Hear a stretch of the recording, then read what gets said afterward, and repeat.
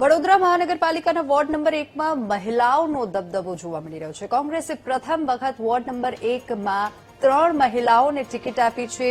Amiben રાવતને ward number 1 માંથી ticket આપી છે। એસટી બેઠક પર નિકુલ પટેલને કોંગ્રેસે ટિકિટ આપી છે। સાથે જ અમીબેન રાવત અને નિકુલ પટેલ આજે ઉમેદવારી નોંધાવશે। વોર્ડ નંબર 1 માં તમામ પક્ષો અત્યાર સુધી રાખતા પુરુષ ઉમેદવાર, જો કે પ્રથમ વખત કોંગ્રેસે 3 મહિલા ઉમેદવારને ટિકિટ આપી છે અને ઉમેદવારોની પેનલ સારી છે, અમીબેન રાવતે પણ જણાવ્યું છે। વડોદરા મહાનગરપાલિકાની ચૂંટણી માટે મોડી રાત્રે ભાજપ અને કોંગ્રેસ દ્વારા બંનેના ઉમેદવારો જાહેર કરવામાં આવ્યા છે।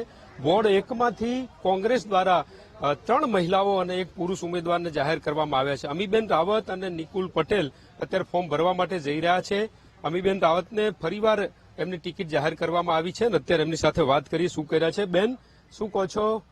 ક્રિટિકલ હતી આ બેઠક, કારણ કે 2 મહિલા 2 પુરુષ ઉતારવાના હતા, 3 મહિલા 1 પુરુષ આ વખતે આ ચૂંટણી લડશે। કોંગ્રેસ પક્ષ હંમેશાથી આઝાદી પહેલાથી જો તો મહિલા સશક્તિકરણમાં ખૂબ માને છે અને વિમેન એમ્પાવરમેન્ટના કોઈ બી ચાન્સ ચૂકતી નથી। ત્યારે મને ખૂબ ગર્વ છે કે મારી પાર્ટીએ મને પ્રથમ વખત વડોદરા શહેરની લીડર ઓફ ઓપોઝિશન ગત ટર્મમાં બનાવ્યા અને આ વખતે પુરુષ સમવડી સીટમાં મને જનરલ કેટેગરીમાં ટિકિટ આપીને અમારા વોર્ડમાં 3 મહિલાઓને ટિકિટ આપી છે, જે કદાચ ગુજરાતના ઇતિહાસમાં પહેલીવાર થયું છે અને એક નવો ઇતિહાસ રચવા આ 3 બહેનો જઈ રહી છે। ચોક્કસ આ પેનલ વિજયી થશે। આમ જોઈએ તો અમારી ખૂબ મજબૂત પેનલ છે। છેલ્લા 10 વર્ષથી આ જ લોકો વોર્ડનું પ્રતિનિધિ કરે છે। ઝા ભરવાડ, જાભાઈ દેસાઈ જે લાસ્ટ 2 વખતથી કોર્પોરેટર હતા, એમના વાઇફ છે।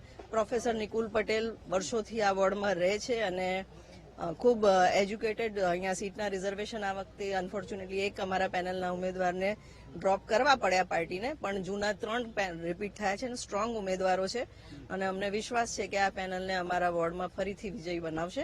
અને અમે કહી રહ્યા છે કે અપક્ષ ચૂંટણી લડશે, કેટલું પડકાર રહેશે?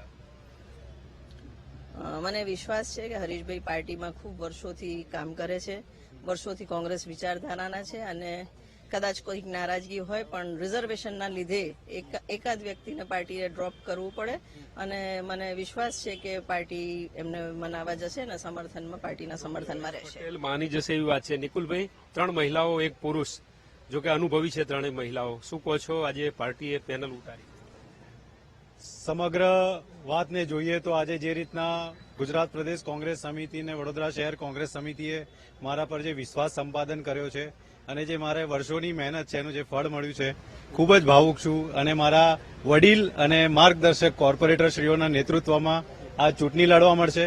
શિક્ષિત છું, શિક્ષણ ક્ષેત્રે ખૂબ જ સારું કામ કરવાની એક મહેચ્છા છે।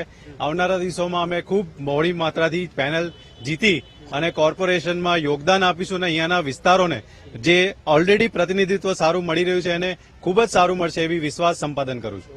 નિકુલ પટેલ અને અમીબેન રાવત અત્યારે ઉમેદવારી ભરવા જઈ રહ્યા છે। ખાસ કરીને ઇતિહાસમાં પહેલી વખત એવી ઘટના બની છે કે જ્યાં 3 મહિલા ઉમેદવાર ચૂંટણી લડશે અને 1 પુરુષ ઉમેદવાર। પુરુષની જે બેઠક હોય છે એના ઉપર મહિલા ઉમેદવારને ચૂંટણી મેદાનમાં કોંગ્રેસ દ્વારા ઉતારવામાં આવ્યા છે। ખૂબ જ રસાકસીભરી આ ચૂંટણી રહેવાની છે, ત્યારે આજે ફોર્મ ભરવાના છેલ્લા દિવસે ઉમેદવારો પોતાની ઉમેદવારી નોંધાવી રહ્યા છે। કેમેરામેન કિશોર ક્ષીરસાગર સાથે માનુ ચાવડા, વીટીવી ન્યૂઝ, વડોદરા।